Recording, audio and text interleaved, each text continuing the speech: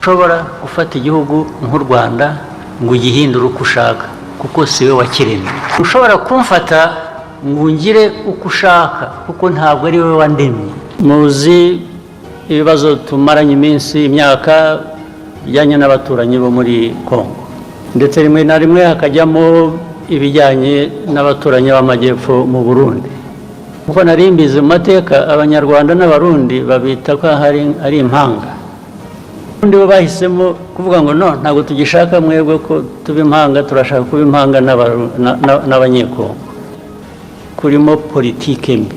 Perezida w'u Rwanda Paul Kagame akaba n'umugabe mukuru w'ingabo z'u Rwanda avuga yuko afitanye ikibazo na Felix Antoine Tshisekedi, perezida wa Kongo, akavuga yuko afitanye n'ikibazo n'umuyobozi w'u Burundi ariwe Evariste Ndayishimiye. Bavuga ko bafitanye ibibazo ndetse bitajya bikemuka. Avuga yuko bano batashatse uburyo ki bakwiyunga, ubwo bahora bashaka kurwanya igihugu cyacu cy'u Rwanda, ariko Perezida Paul Kagame akavuga yuko bino batakwigira babigiraho. Ubundi Perezida w'u Rwanda Paul Kagame avuga yuko Abarundi n'Abanyarwanda bari abantu bamwe, ahubwo umuyobozi wabo niwe ugerageza kuba yarema urwango hagati y'ibihugu byombi, Burundi ndetse n'u Rwanda, kubera ko Perezida w'u Rwanda Paul Kagame ubundi bwo igihugu cy'u Burundi ururimi rwabo rw'ikirundi ruvugitse nk'ikinyarwanda, bityo rero bari impanga ni nka twini, bose bari impanga, bityo rero u Rwanda n'u Burundi ubundi bari abantu bamwe. Ariko aho Evariste Ndayishimiye agiriye ku butegetsi yahise abishuti na Felix Antoine Tshisekedi, perezida wa Kongo, bityo rero bituma umutekano ukomeza kuba mukeya ku mipaka. Ubwo Perezida w'u Rwanda Paul Kagame yabwiye Evariste Ndayishimiye, perezida w'u Burundi, avuga yuko ese ko undi kubona wohereza ingabo muri Kongo, bimeze bite, byagenze gute kuri kohereza ingabo muri Kongo, mu majyaruguru ya Kongo, bimeze bite hagati y'imipaka yacu? Avuga yuko ari ikibazo bafitanye pembeni kitabashijwe kujyanwa ku karubanda cy'umutekano w'u Burundi. Perezida w'u Rwanda Paul Kagame arabyihorera, yongera amubaza ati se aba Barundi bari kujya mu burasirazuba bwa Kongo, za Minembwe, za Uvira, kandi ari impande y'umupaka w'u Rwanda ndetse na Kongo, bimeze bite? Evariste Ndayishimiye, perezida w'u Burundi, avuga yuko ari ibibazo by'umutekano, nta kindi kibazo gihari. Bityo rero Perezida w'u Rwanda Paul Kagame aza gufata Abarundi batatse u Rwanda bari kugaba ibitero ku mipaka, aza kubafata arabafunga, yongera hamagara Evariste Ndayishimiye avuga yuko abo basirikare atarabe. Bityo rero Perezida w'u Rwanda Paul Kagame ahita afata umwanzuro wo gushyira umutekano uhagije ku mipaka, ari naho ibihugu byagiye biterana bimusaba yuko uyu mutekano afite ku mipaka yawukuraho ndetse agashyiraho umutekano usanzwe. Perezida Paul Kagame avuga yuko atakwigera akuraho umupaka, cyatakwigera akura ingabo ku mupaka n'intwaro zikomeye ku mupaka, ubwo agomba kongera ingabo n'intwaro byinshi ku mupaka kugira ngo akomeze arinde u Rwanda n'ubusugire bw'u Rwanda.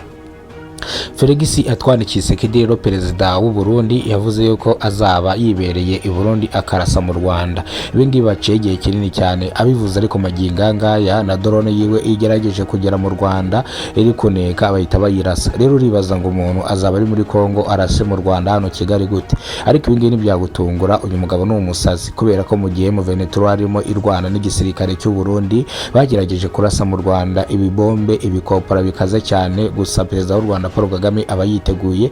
Arebye kuri radar, kuri sinyari, abona ibisasu birimo biraza mu kirere cy'u Rwanda, nibwo intwaro zishinzwe kumira ibindi bisasu zahise zihagurutswa igitaraganya, bya bisasu bihita bifatirwa mu kirere bitaragera ku butaka bw'u Rwanda, kuko bino bisasu iyo biza kugwa ku butaka bw'u Rwanda byari kurimbura bikica abaturage benshi cyane. Bityo rero u Rwanda ruhora rwiteguye urugamba igihe icyo ari cyo cyose. Iki gihe rero nibwo Felix Antoine Tshisekedi yahise agiramo ubwoba, nimba mu Rwanda bafite intwaro zishobora kuba zamira ibisasu bikaba bitagwa ku butaka bw'u Rwanda. Bityo rero umupango yari afite kugira ngo yatake u Rwanda, umupango waramupfubanye. Bityo rero bituma arakara, ajya Washington DC, ajya kuvugana na perezida wa Amerika Donald Trump, yemeza yuko azamuhereza amabuye y'agaciro, azamuha ibirombe agacukuramo amabuye y'agaciro kugira ngo abwire perezida w'u Rwanda akure ingabo ku mupaka.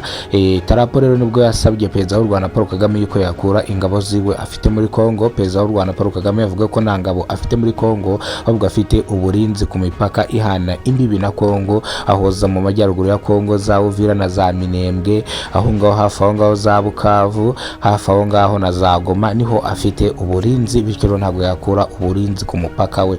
Perezida w'u Rwanda Paul Kagame abakuriragaho ukuntu yavuga yuko nta munsi n'umwe umuntu azamutegeka gukora icyo akora cyangwa icyo avuga mu gihe cya nyacyo. We agomba gukora icyo agomba gukora kandi mu gihe cya nyacyo. Bityo ravuga yuko M23 atari ingabo z'u Rwanda, ari abarundi bari guhangana n'abarundi bagenzi babo, bari gushaka ubutabera, bari gushaka kwishyura ukwizana kwabo. Bityo rero we nahahuriye n'ibyo bibazo by'abanyekongo, bityo iwe ingabo yashyize ku mupaka zigomba kurinda umupaka. Bityo rero ingabo bavuga yuko ziri muri Kongo nta ngabo na nkeya ziri muri Kongo. Perezida w'u Rwanda Paul Kagame ubwo mu minsi ngayishije bahise bajya Washington DC kugira ngo bajye kuganira ku bibazo biri kubera hano mu majyaruguru ya Kongo za Uvira na za Minembwe.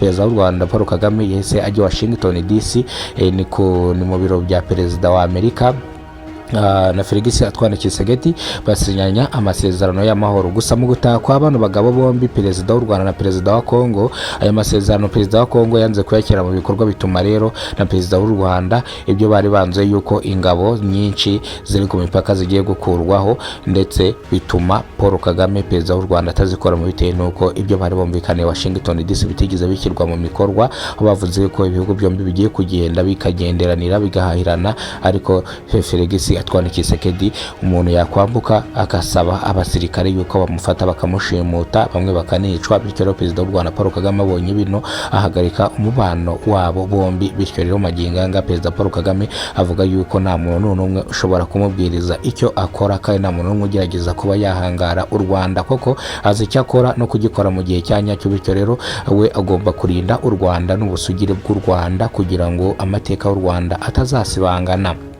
Murabizi ko u Rwanda rwagize amateka mabi. Rero perezida w'u Rwanda Paul Kagame avuga yuko amateka mabi u Rwanda rwagize n'umubabaro rwahuye nawo bitazigera byongera kwisubiramo indi shuro. Ariko yongera kwiyama perezida w'u Burundi Evariste Ndayishimiye avuga ko niyongera kugaba ibitero ku Rwanda ndetse nawe azamwivuna yivuye inyuma. Hari abasirikare babiri b'abarundi bafatiwe ku mupaka mu karere ka Rusizi mu murenge wa Bweyeye, ahangaha hafi y'impande y'uruzi rwa Ruhwa. Hari abasirikare babiri barashe mu Rwanda bica abaturage babiri, ndetse abantu basirikare baza kwirukanwa burirwa irengero, ariko baza gutega mbushi abasirikare b'u Rwanda, baza gutega mbushi b'abasirikare baje ari nk'icumi, baza kwambuka kugira ngo baze gusahura hano hakurya, bahita bafatwa. Mu gufatwa rero nibwo perezida w'u Rwanda Paul Kagame iyi nkuru yamugezeho, akahita asaba yuko abo basirikare baba bafunzwe b'abarundi akabanza akavugana na perezida w'u Burundi. Perezida w'u Burundi nk'uko bisanzwe avuga ko ari imitwe yitwaje intwaro iba muri Kongo, bityo rero atari abasirikare b'abarundi. Nibwo rero bano barundi kugeza maginganga yabafunze, maginganga rero bari guhanwa baryozwa ibyaha bakoze byo kuba bararashe abaturage babiri, ariko bahakana icyaha bavuga ko ari bagenzi babo atari bo babishe. Bivuze niba ari bagenzi babo rero bagomba kuhanirwa icyaha cyabo, kubera ko urumva ni igisirikare kimwe, bityo bagomba guhanwa. Rero perezida w'u Rwanda Paul Kagame avuga ko bino bitero byose biterwa umuyobozi mukuru w'ingabo z'u Burundi, umugabe mukuru, abizi koko nta kuntu umuntu yajya kwataka abaturage bo mu Rwanda mu kindi gihugu batabizi, kandi nimba ari ugusahura ntago ibingibi biteze ko babikora, kubera ko mu gihugu cyacu cy'u Rwanda dufite ingabo ziba ziri maso, tuba dufite ingabo zicanye ku maso zirinda umutekano. Bityo rero gerageza gukandagiza ikirenge ku butaka bw'u Rwanda uhita ufatwa. Ugomba gukandagiza ibirenge ku butaka bw'u Rwanda ari uko uvuga yuko wahawe uburenganzira bwo kuba wahakandagira, ntabwo yapfa kuhakandagira biri mupango. Bityo perezida w'u Rwanda Paul Kagame arasaba yuko hatazagira umuntu wongera kumwatakira ku mipaka ashaka guteza umutekano muke, cyangwa nawe azakubite abangura yivune umwanzi. Perezida w'u Rwanda Paul Kagame rero yagiriye ibiruhuko muri Tanzania kwa Samia Hassan Suluhu mu bintu bijyanye n'umutekano w'igihugu cy'u Rwanda ndetse no kwiterambere ry'ubukungu. Ibi nabyo ngiye kubigarukaho mubivugaho akantu gatonya.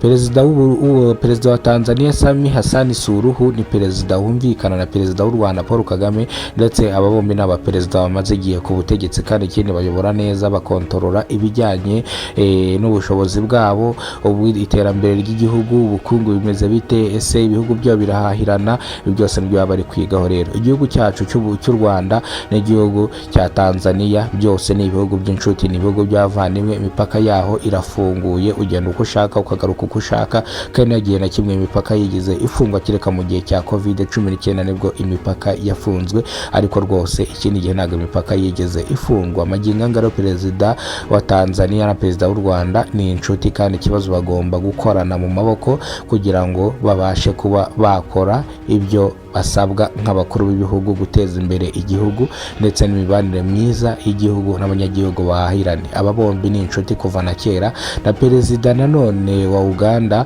nawe na perezida w'u Rwanda bose ni inshuti. Ibi nabyo ndaza kubigarukaho mu yandi makuru turi buze kubana. Mwirahira rya perezida wa Uganda byagenze bite? Se ubundi mwirahira rye, ese ubundi amakuru ni ayahe avurwa, ese byavuzwe nibyo? Ibi rero nabyo ndaza kubigarukaho mu makuru arambuye. Ini ncamake ndi kubanyuramo kugira ngo indi nkuru ndi buze gukora mumenye ibyo ndi buze kuvugamo. Nguko rero reka amakuru yacu tuyasubikira hano. Amakuru nakagaruka, nibwo bwa mbere ugeze kubona umuyoboro wa Kidasamura TV Rwanda, ibuka gukora subscribe.